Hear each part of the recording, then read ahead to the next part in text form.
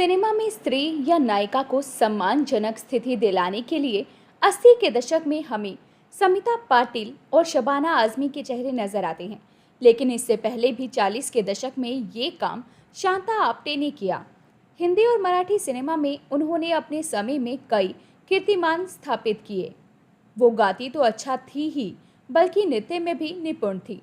अपनी आंखों के सुंदर उपयोग से उन्होंने अपने नृत्य को इतना स्वाभाविक बना दिया था कि दर्शक उससे प्रभावित हुए बिना रह नहीं पाते थे।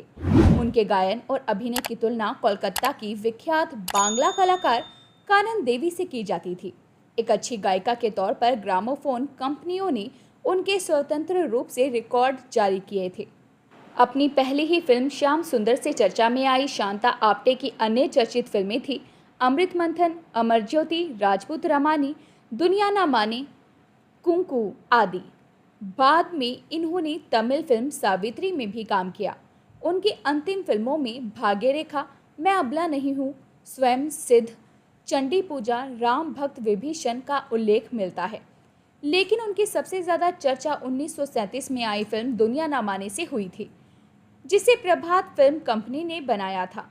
वी शांताराम द्वारा निर्देशित इस फिल्म को बेमल विवाह की समस्या पर आधारित करके बनाया गया था। इस फिल्म की सराहना विदेशों में भी हुई थी। ये फिल्म उस समय बनाई गई थी जब नारी स्वतंत्रता जैसा कोई शब्द समाज ने सुना तक नहीं था।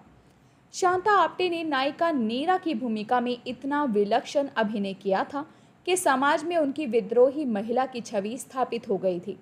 फिल्म में नायिका नीरा अपनी सौतेले माता पिता के द्वारा जबरदस्ती कर दिए गए विवाह को बहुत साहस के साथ अस्वीकार करती है। यह विवाह के बंधन में बंध जाने के बाद भी उस विवाह के बंधन को स्वीकार नहीं करती। शांताराम ने नायिका को ऐसा व्यक्तित्व प्रदान किया था कि वो कोरा आदर्शवाद बघाड़ती स्त्री दिखाई ना दे। वे उसे एक आत्मसंयमी, विदुषी और विद्रोहिणी नारी बनाते हैं, जो यथार्थ जीवन में भी लोगों को प्रेरणा दे सके। शांताराम ने इसे बेमेल विवाह के अनमेल को तीव्र व्यंग्यात्मक रूप में दिखाने के लिए विभिन्न प्रकार की ध्वनियों का सहारा लिया था। न्यायिका और उसके बूढ़े पति की बहन के बीच की लड़ाई को नेपथ्य में बिल्लियों की लड़ने की आवाज़ों के द्वारा दर्शाया गया था। इसी तरह जब बूढ़ा पति अपनी मूंछों को रंग रहा होता है, तब नेपथ्य से बर्तन में कलई करने की आवाज़ आती है, कलई करा लो।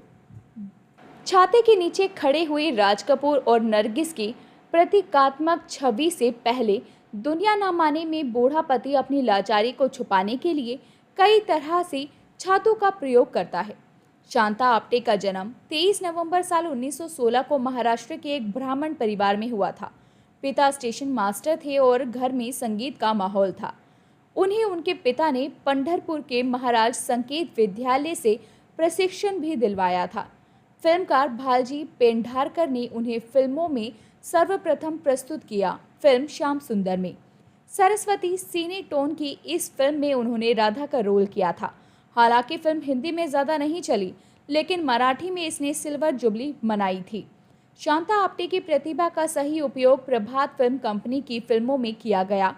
वो केवल अपने चरित्र से ही नहीं, बल्कि आम जीवन में भी बहुत दिलदार और बेधड़क थी। उस जमाने में पत्रिका फिल्म इंडिया के संपादक बाबूराव पटेल की तूती बोलती थी। एक बार उन्होंने उनके ऊपर कोई गॉसिप लिख दिया तो वो फिल्म इंडिया के ऑफिस में डंडा लेकर पहुंच गई थी और बाकायदा उनकी टेबल पर जाकर उन्हें धमकाया था कि अगर आगे ऐसा कुछ किया तो उनकी पिटाई होगी। ऐसे ही प्रभात फिल्म कंपनी ने कॉन्ट्रैक्ट की एक शर्त का पालन नहीं किया तो वो उसके मेन गेट पर भूख हड़ताल पर बैठ गई थी। इतना ही नहीं, उन्होंने सिनेमा में अपने प्रवेश पर मराठी में आत्मकथात्मक पुस्तक जाओ में सिनेमा भी लिखी थी। स्वतंत्रता के बाद काम में कमी और अकेले रहने के कारण वो शराब पीने लगी। 25 फरवरी साल 1964 को वो हमारे बीच नहीं रही। दुनिया ना माने फिल्म में नायिका शांता आप्टे गीत की तरह अंग्रेजी के प्रसिद्ध कवि लॉन्गफेलो की कविता पढ़ती हैं। In the world's broad field of battles be not like dumb driven cattle. इसे गीत की तरह प्रस्तुत किया गया था। इसको संगीतबद्ध करने के लिए बम्बई के ताजमहल होटल का ऑर्केस्ट्रा बुलाया गया था। फिल्म के संगीतकार थे केशव राव भोले। तो दोस्तों अभी के लिए बस इतना ही, मिलते हैं आपसे अगली वीडियो में। तब तक अपना ध्यान रखिए, बाय बाय।